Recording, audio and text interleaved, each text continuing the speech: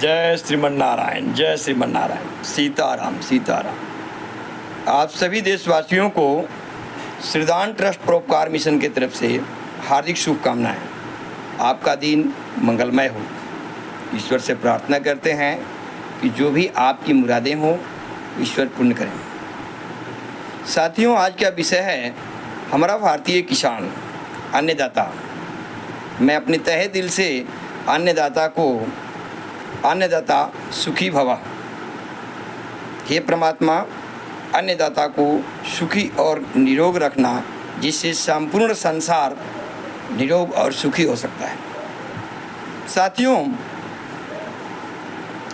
आज हमारे समाज के अंदर किसान जो है, जिसको हम अन्नदाता कहते हैं, ये पूरे दुनिया का पेट भरने का काम करता है।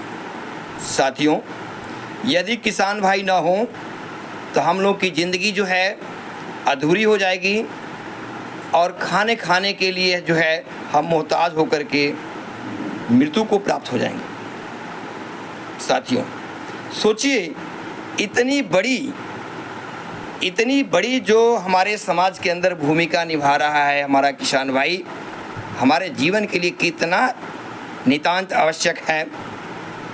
साथियों, लेकिन बड़ी दुख की बात है कि हमारे समाज के अंदर जितने भी बुद्धिजीवी वर्ग लोग हैं, चाहे वो कम पढ़े लिखे हों, मैं सबकी बात करूं, कोई भी अपने बच्चों को पढ़ा लिखा करके भारतीय किसान बनाना नहीं चाहता है। बड़ी दुख की बात है।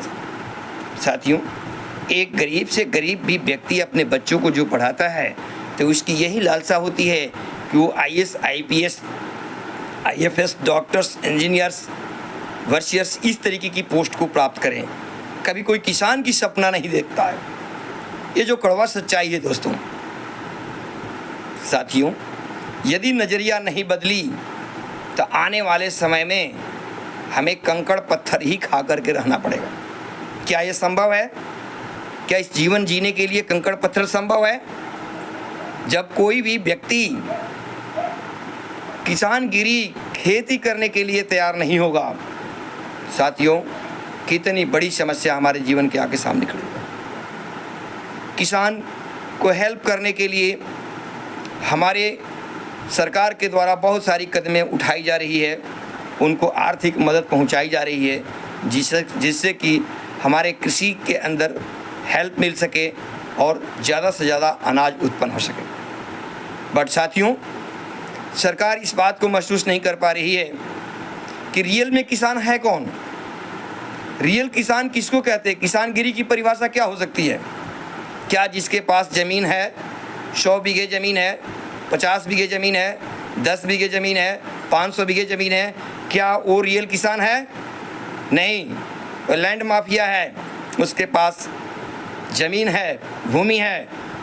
बट साथियों, जो किसानगिरी करता है, जो अन्न उत्पन्न करने का काम करता है, वो महा ही गरीब व्यक्ति होता है, जो किसी के खेत को लेकर के पैसों पर और फिर खेती करता है। साथियों, मैं गारंटी और दावे के साथ कहूँगा कि 90% ऐसे व्यक्ति हैं, भूमाफिया हैं, जिनके पास ईश्वर के द्वारा दिए हुए हजारों हेक्टेयर ज़मीन है, सैकड़ों हेक्टेयर ज़मीन है, लेकिन खुद से वो खेती नहीं करते हैं। मात्र 10% ऐसे व्यक्ति होंगे जो खेत भी स्वयं है और खेती भी स्वयं करते हैं। बाकी 90% लोग भूमाफिया हैं, जिन्होंने अपने आगे में किसी को बढ़ा देना है। जैसे मैंने आपको कहा कि गरीब भाई होता है, जो किसानगिरी 100% वही करता है, उसी के बाल बच्चे करते हैं मेरे साथियों। जिस पर कि सरकार की दी हुई सहयोग राशि उस तक नहीं पहुंचती है, उसको 1 रुपया का भी दर्शन नहीं होता है। रियल में भारतीय किसान कहलाने योग्य मेरे साथियों वही व्यक्ति है जो खेतों के अंदर में काम करता है, जो लहलहाती फसलों को अपने हाथों से उगाता है और हमें अन्न भरने का काम करता है, पूरे विश्व का अन्न पेट भरने का काम करता है अन्न के द्वारा। सरकार को इस बात पर ध्यान देना चाहिए कि हम रियल किसान को मदद करें या भूमाफिया को मदद कर रहे हैं। यदि आप भूमाफिया को मदद कर रहे हैं तो हमारे कृषि प्रधान देशों के अंदर में किसी भी व्यक्ति को इच्छा अंदर से नहीं होगी कि वो अपने बच्चों को किसान बनाए। यदि आपको मदद करना है तो फर्टिलाइजर्स के माध्यम से जो किसान कर रहा है, किसानगिरी कर रहा है, जो खेतों के अंदर रियल काम कर रहा है, सरकार से मैं दरख्वास्त करूंगा कि लैंड माफियों को ना दे करके आप उनको दें जो किसानगिरी कर रहे हैं, जो धरती के ऊपर अन्न उत्पन्न करने का अपने हाथों से प्रैक्टिकल और रियल में लाइफ में काम कर रहे हैं। सरकार यदि भूमाफिया को मदद करते रहेगी तो हमारा कृषि देश प्रधान नहीं हो सकता है, क्योंकि कृषि करने के लिए कोई बचेगा ही नहीं। और कौन करेगा? एक गरीब आदमी उसी व्यक्ति से कर्ज ले लेता है और कर्ज के दलदल में फंसते जाता है और एक दिन अपने आप को आत्मसमर्पण कर देता है। मैं सरकार से ये दरख्वास्त करूंगा कि आप चिन्हित करें कि रियल किसान है कौन, आप किसको मदद करना चाहते हैं, मदद के योग्य कौन है। भारतीय किसान हमारे देश का अर्थव्यवस्था की रीढ़ की हड्डी है, ये सत्य है। मैं सभी देश के वासियों से आग्रह करूंगा कि किसान को अपने जीवन में महत्व दें, उसको मदद करने का प्रयास करें। यदि वो नहीं है तो हम सब नहीं हैं, बगैर उसकी हम लोग की कोई कल्पना नहीं की जा सकती है। दोस्तों, किसान को अपने दिलों में जगह दें, एक सम्मान दें और उनको समाज में एक अच्छा प्रतिष्ठित रूप में महसूस करें, क्योंकि आज का समाज किसान को एक हीन दृष्टि से देखता है। आज के डेट में कोई बेटी वाला अपने रिश्ता के लिए जाता है, बेटा के लिए, यदि ये सुन ले को खेती करता है, किसानगिरी करता है, तो उसके यहाँ शादी विवाह तक नहीं करता है। मेरे साथियों, सोचिए कितनी दुख की बात है।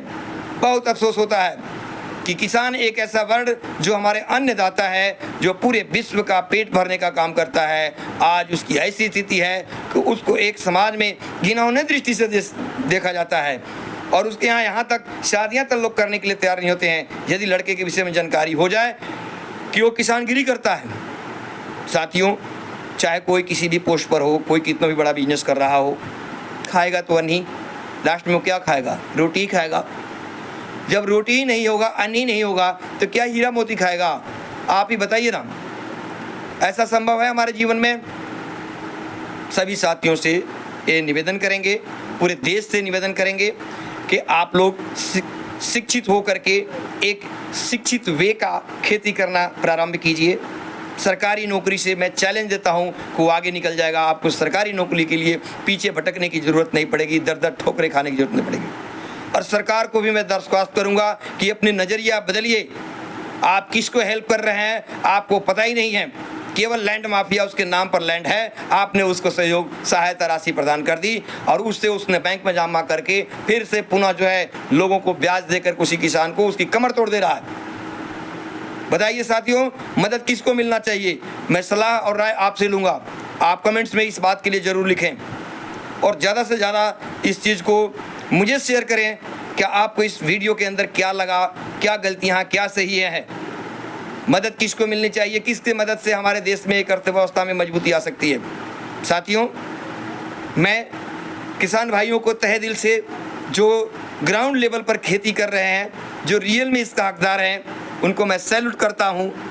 भगवान उनके जीवन काल में हमेशा सहायता प्रदान करें, सबलता प्रदान करें, निरोग रखें, उनके परिवार हमेशा खुशहाल बने रहें और श्रीदान ट्रस्ट परोपकार मिशन इस तरीके की अपनी सोच, अपना वक्तव्य समाज के बीच रखते रहेगा। आप सभी किसानों को मैं तहे दिल से धन्यवाद देता हूं, आभार प्रकट करता हूं। सुखी भवा, अन्नदाता सुखी भवा। जय जवान, जय किसान। भारत माता की जय, भारत माता की जय। धन्यवाद साथियों, धन्यवाद। आपका दिन मंगलमय हो। जय श्री राम, जय श्री श्याम।